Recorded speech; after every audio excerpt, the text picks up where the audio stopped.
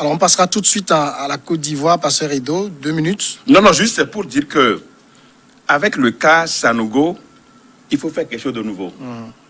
Parce qu'on pensait que Sanogo allait apporter quelque chose de nouveau et que désormais, dorénavant, le coup d'État, qu'on ne renverse pas un président encore par coup d'État.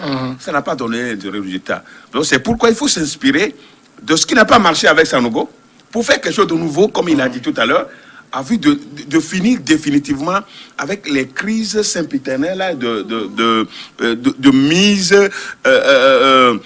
qui compromettent la démocratie au Mali. Donc ce qu'il a dit tout à l'heure, c'est très important et je crois quand même que c'est ce que la junte est en train de faire. La junte est en train de faire et vivement que ce coup d'État soit le dernier au Mali. Ça vraiment que ça soit le dernier au Mali parce que le Mali avait vraiment pris une certaine ascendance démocratique. Mais quand je vois ce pays encore aujourd'hui au XXIe siècle avec un coup d'État, ça fait mal. Mais c'est un coup d'État qui est finalement nécessaire parce que la situation, on risquait de frôler le pire. D'accord. La Côte d'Ivoire maintenant, c'est notre second sujet. Les candidatures à la présidentielle du 31 octobre prochain de l'ex-président Laurent Koudjou-Gbagbo, toujours en Belgique, et de l'ex-chef de la rébellion Guillaume Soro, également qui se trouve en exil, ont été déposés lundi par leurs partisans à la commission électorale indépendante à Abidjan. Ces poids lourds de la vie politique ont tous deux été radiés des listes électorales en raison de la condamnation par la justice ivoirienne. Et donc, il est donc peu probable que le Conseil constitutionnel valide leur candidature. Pasteur Edo, c'est juste des dépôts pour la forme.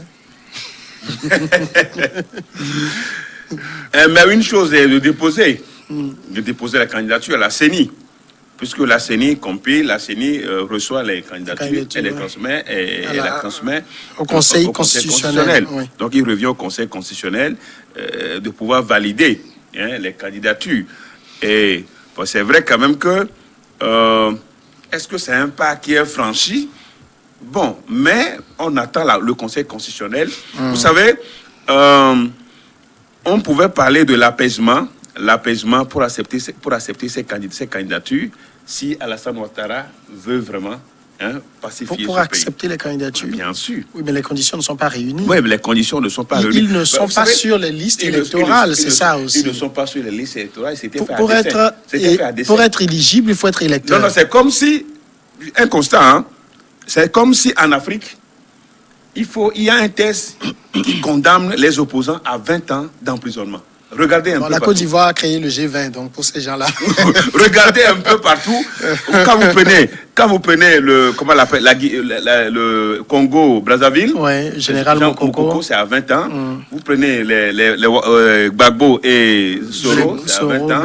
Vous prenez au Togo, c'est à 20 ans. Qui au Togo, c'est différent. Quel acteur politique au Togo? C'est différent. Non, quel acteur politique? Il y a un prisonnier aujourd'hui à la prison civile de Lomé. Vous parlez de qui? C'est à 20 ans. Qui n'est pas un acteur politique. Il n'est pas. Il n'est pas un acteur politique du jeu, comme vous citez les cas de Jean-Marie Mokoko. Non, je dis aussi c'est un acteur politique. De toute façon, même si ce n'est pas un opposant. J'ai fait juste de faire un peu sommet de par les condamnations que nous avons en Afrique. Donc, c'est pour dire que la Côte d'Ivoire, actuellement, là où nous en sommes, est un souci pour la CEDEAO. La Côte d'Ivoire, c'est un souci pour nous, pour la CEDEAO et pour nous tous. Parce qu'on se rappelle de ce qui s'est passé en 2010. Et ça, c'est avec les mêmes acteurs. Si nous prenons Gbagbo, nous prenons Bédié, nous prenons Ouattara, ils étaient tous sur la liste en 2010. Et aujourd'hui, la situation telle qu'elle se prête avec la candidature d'Alassane Ouattara et surtout le rejet, la condamnation des autres poids lourds de la classe politique ivoirienne, on sent que la situation, ça ne s'y prête pas pour que la sous-région puisse retrouver sa stabilité. Et je le dis, c'est le moment à jamais que la CEDEAO doit intervenir. C'est le moment à jamais. C'est vrai quand même qu'il y a les tests de la CEDEAO. C'est vrai quand même on dit que la CEDEAO ne doit pas s'impliquer quand il s'agit des tests intérieurs. Mais ces tests intérieurs, c'est les tests quand même qui sont dans la sous-région, qui font du mal à la sous-région si on les appliquait. Donc, est-ce qu'il faut attendre que la CEDEAO vienne encore Un pompier, un pompier, ouais. ou bien en amont, on prend déjà des mesures. Donc la Côte d'Ivoire, vraiment actuellement, ça devient un véritable souci pour nous tous. Bon, donc, les candidatures sont déposées. Est-ce qu'il va y avoir un consensus politique? Est-ce qu'on va se comprendre? Les acteurs ivoiriens vont se comprendre pour laisser Guillaume Soro et Laurent Gbagbo leur candidature prospérer? Mais c'est la question qu'on se pose. Sinon, du point de vue des tests, ils sont déjà hors. Les tests, déjà, parce qu'ils sont radiés sur la liste électorale. Donc, avant d'être candidat, il faut être d'abord électeur. Donc, il faut avoir sa carte d'électeur. Ce que les deux n'ont pas. Bon, maintenant, nous avons les yeux tournés tous vers le Conseil constitutionnel. Et on verra si la plupart des conseils constitutionnels sont phagocytés au pouvoir, comme Conseil constitutionnel ou bien la Cour constitutionnelle. C'est toujours le pouvoir. C'est exception à l'exception de certains pays anglophones où vraiment vous allez voir la Cour constitutionnelle annuler une élection qui a été faite un an après. Comme au Malawi. Et quand on le fait, c'est l'opposition qui gagne. Ça, c'est des pays qui ont accepté la démocratie. Il n'y a pas de frein à main, comme dans les pays francophones où c'est la démocratie avec frein à main. Alors ici, pourquoi déposer une candidature qu'on sait qu'elle sera rejetée de toute façon? Non, mais je crois que c'est une façon de faire dans la communication politique. Donc, c'est une façon de provoquer surtout. De dire que nous sommes là et que nous entendons participer au jeu électoral ou bien au jeu politique, même si nous admettons dans notre fort intérieur que cela n'est pas plausible. Parce que c'est vrai, avec toute l'euphorie ou bien tout ce qui a été organisé autour de cette cérémonie de dépôt de candidature de deux acteurs politiques et non des moindres de la Côte d'Ivoire. Donc je voudrais parler de Guillaume Soro et de Laurent Gbagbo. Avec tout ce que nous avons suivi hier du côté d'Abidjan, donc c'est dire que ça porte à réflexion. Ça porte à réflexion. Mais si on veut être mathématicien, donc si on veut être conséquent, donc c'est que ce ne serait pas une surprise que le Conseil constitutionnel nous dise que ces candidatures sont rejetées. Parce que ces candidatures, il y a ces acteurs qui sont déjà condamnés à 20 ans, comme l'a dit le pasteur Edokomi, qui ne sont pas sur la liste électorale, qui ne sont pas aujourd'hui résidents.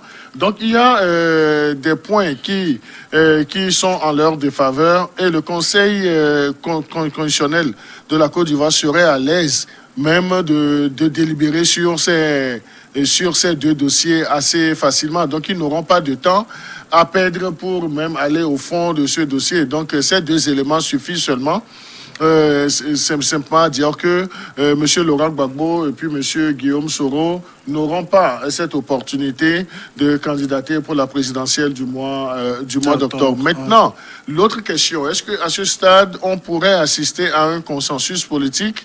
Je suis un peu sceptique parce que le consensus politique serait arrivé avant le dépôt des dossiers et certains actes politiques allaient être posés, notamment les rétablir sur la liste électorale et aller même du côté de la justice pour provoquer une annulation de leur condamnation ou bien aller à l'amnistie politique. Parce que même du côté de la justice, il n'y a plus assez de marge de manœuvre parce qu'on nous dira que la condamnation est déjà prononcée, donc il faut faire appel, donc il faut que le jeu judiciaire soit refait, et le jeu judiciaire, ça prend du temps. Maintenant, c'est la piste de l'amnistie politique, mais l'amnistie aussi devrait normalement intervenir avant le dépôt de leur candidature. Maintenant que c'est fait, et maintenant que et tous les acteurs politiques sont devant le fait accompli, et que ce soit les membres de la CEU comme les membres de la Cour constitutionnelle qui auront, disons, ce devoir de se prononcer. Donc on ne doit pas logiquement, pour se dire la vérité, s'attendre à un miracle.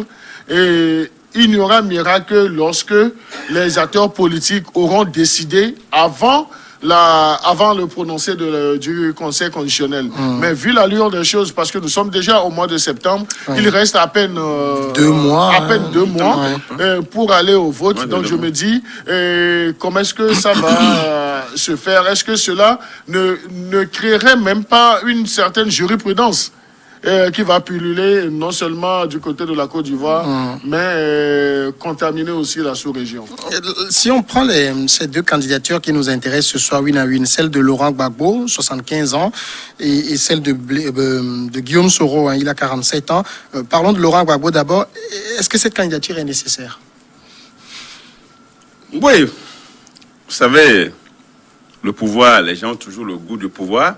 Laurent Gbagbo veut vouloir, pas venger ce qu'il a connu en 2010, mais son retour, vous savez, son retour au pouvoir va encore permettre, va relancer certainement la Côte d'Ivoire sur la voie de la réconciliation.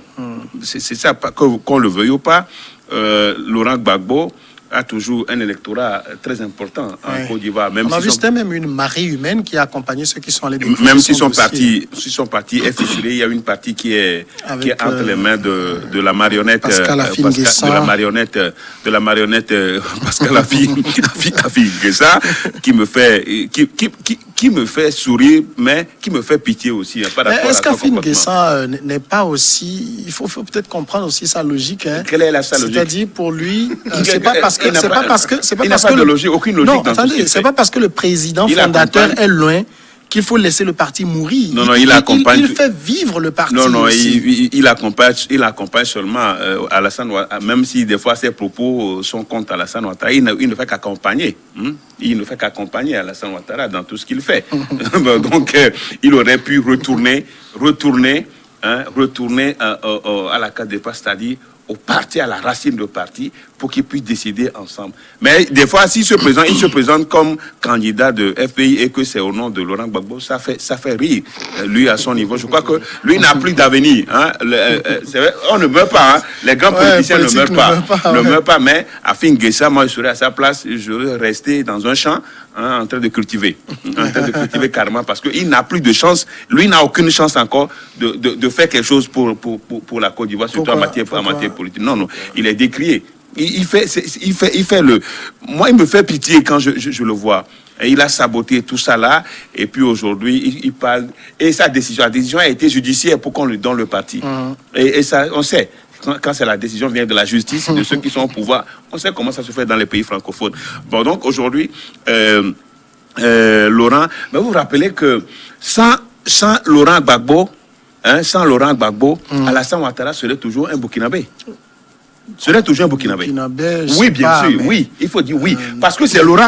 C'est pourquoi Thabo Mbeki regrette d'avoir demandé à Laurent Gbagbo d'accepter Alassane Ouattara. Puisque Bédié, lui, avec le problème de l'ivarité, donc il avait réglé son problème. Il devait régler son problème. Et là, il n'aura pas de carte d'électeur, il ne sera pas citoyen ivoirien. Donc, mais regardez ce que Alassane Ouattara, les coups bas, c'est ça qui anime la politique, qui donne la force à la politique de manière malhonnête. Bon, donc aujourd'hui, comme je le disais, c'est un véritable coup de pied. La Côte d'Ivoire, avec le rejet, si jamais peut-être on tend vers le rejet, je ne le souhaite pas, mais s'il y a un consensus, ce sera le cas, un accord politique, si un accord politique arrivait et que les deux, donc c'est comme si Alassane Ouattara était en train de signer sa défaite. Avec les deux seraient en train de signer sa défaite. N'oubliez pas que Alassane Ouattara avait affronté Laurent Gbagbo, mais l'avait battu. Non, mais nous savons tous comment... En tout cas, les résultats ont montré qu'il l'avait battu. C'est Ensemble pour la démocratie et la souveraineté, EDS, un mouvement, une plateforme qui soutient Laurent Gbagbo, qui a déposé sa candidature. Est-ce que vous pensez que lui-même, il pense encore à être président ? Oui, même s'il nourrit cette ambition, donc il n'a pas. Du moment où il y a des contraintes devant lui, donc c'est vrai, M. Laurent Gbagbo ne s'est pas prononcé, mais c'est aussi vrai que M. Laurent Gbagbo ne serait pas désintéressé par cette candidature. Et si déjà il y a des difficultés au niveau du FPI avec Pascal Affi-N'Guessa, parce que normalement, s'il devrait avoir un parti politique, il devrait lutter pour la candidature de M. Laurent Gbagbo, c'est vrai, le Front populaire ivoirien. Avec M. Pascal Affi-N'Guessa, disons, au front. Donc, mais on a vu que le gars, par sa passivité, par sa lecture politique, donc tout est clair que M. Afin Guessan est en train de concrétiser un autre schéma Je fais politique. cavalier seul. Non, je dis, il est en train de fais cavalier concrétiser seul. un autre schéma politique. Donc là, tout saute aux yeux. Donc nous n'avons pas besoin de nous leurrer. Donc il faut dire les choses telles qu'elles sont. Donc, et s'il y a ce mouvement politique qui a porté la candidature de M. Laurent Gbagbo, donc c'est une candidature qui doit être portée, une intention de candidature qui doit être portée, disons, à la connaissance de Laurent Gbagbo. Et si M. Laurent Gbagbo n'était pas d'accord avec son dossier, sûrement qu'il aurait dit à huis clos, ou bien qu'il aurait déjà fait une sortie politique pour dire en fait qu'il remercie cet ensemble de cette volonté de le faire revenir aux affaires, mais qui ne s'inscrit plus dans cette logique. Son silence aussi, vous savez, on dit le silence c'est une musique. Oui. Et lorsqu'on parle de musique, donc il y a une portée, il y a des notes, et il y a plusieurs notes. Et qui ne dit rien consent. Et qui ne dit rien consent. Donc justement, M. Laurent Gbagbo aussi est aujourd'hui dans cette logique de revenir dans son pays, dans cette logique de se redéfinir politiquement. Parce qu'il sait qu'avec tout ce qu'il a subi du côté de la CPI, et si au finish, donc on n'a pas d'argument ou bien d'éléments nécessaires pour le condamner, c'est que cela fait un plus pour lui, un plus politique pour lui du côté de la Côte d'Ivoire. Et ce n'est pas fortuit aussi cette candidature, parce qu'il y a quelques semaines, M. Laurent Gbagbo s'était déplacé pour aller à l'ambassade de la Côte d'Ivoire pour avoir son passeport. Donc il avait demandé dans un premier temps ce que son statut d'ancien chef d'État lui confère un passeport diplomatique, ce qu'il n'a pas eu. Il a demandé même l'ordinaire.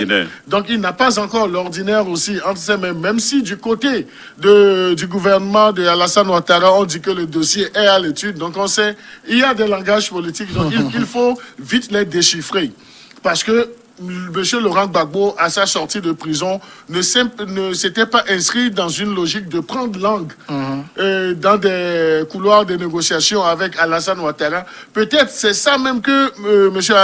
Alassane Ouattara aurait voulu. Parce que quand M. Gbagbo était relâché, une certaine information avait même circulé que l'État ivoirien était prêt à envoyer un avion à Laurent Gbagbo pour le ramener. Et que Laurent Gbagbo n'était pas dans cette optique. Donc c'est ça même qui a bloqué, qui a encore durci les positions jusqu'à aujourd'hui. Maintenant, l'ensemble là qui a déposé sa candidature a joué sa partition. Maintenant, attendons le prononcé du Conseil constitutionnel et ne nous attendons pas à ce que M. Laurent Gbagbo fasse une sortie pour dire qu'il n'est pas d'accord avec cet ensemble. Parce que s'il n'est pas d'accord s'il n'était pas son silence déjà dit tout. Son silence est déjà évocateur.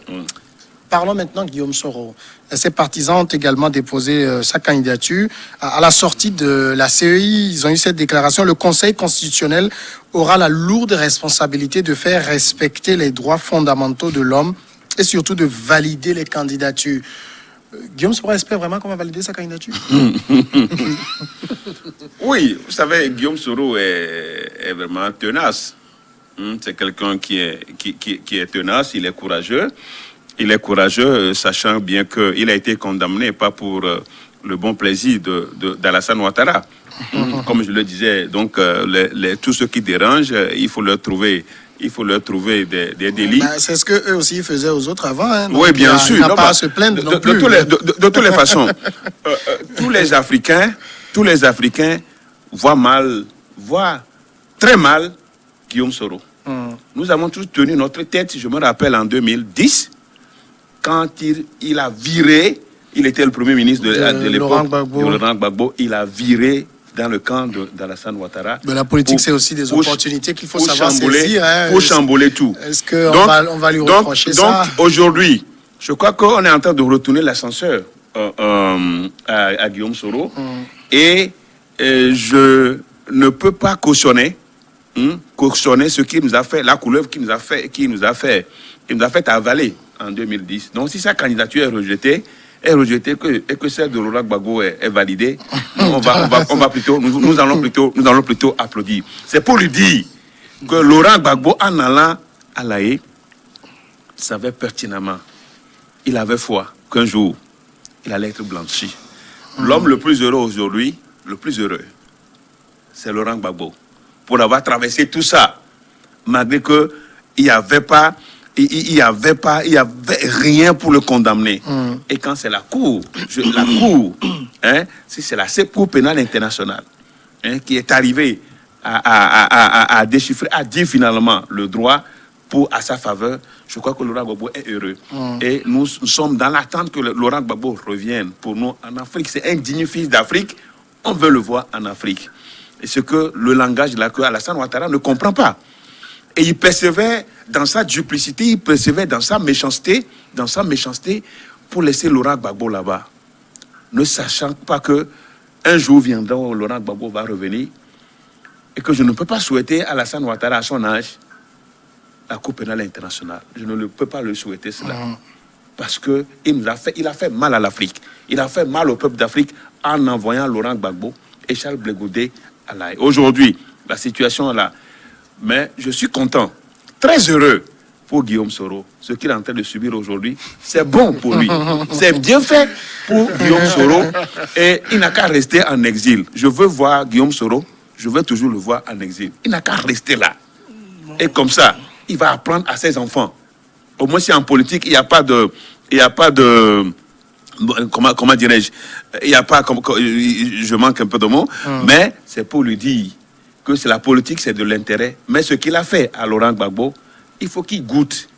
Il faut qu'il goûte un peu de jeu de coq en jab qu'il a fait à Laurent Gbagbo. Et lui, sa candidature, ça m'importe peu. Il a fait tout avec Alassane Ouattara.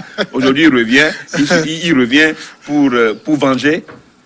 Heureusement que c'est un chef rebelle. Il reste demain un chef rebelle. C'est ça qui va faire. C'est ça qui fait peur à Alassane Ouattara. Il fait peur à Alassane Ouattara que Laurent Gbagbo. Parce que lui, il a la main facile, il peut mettre la main facilement sur la gâchette avec son équipe, avec ses ex-rebelles, c'est tout. La candidature de Guillaume Soro, elle répond à quel impératif aujourd'hui?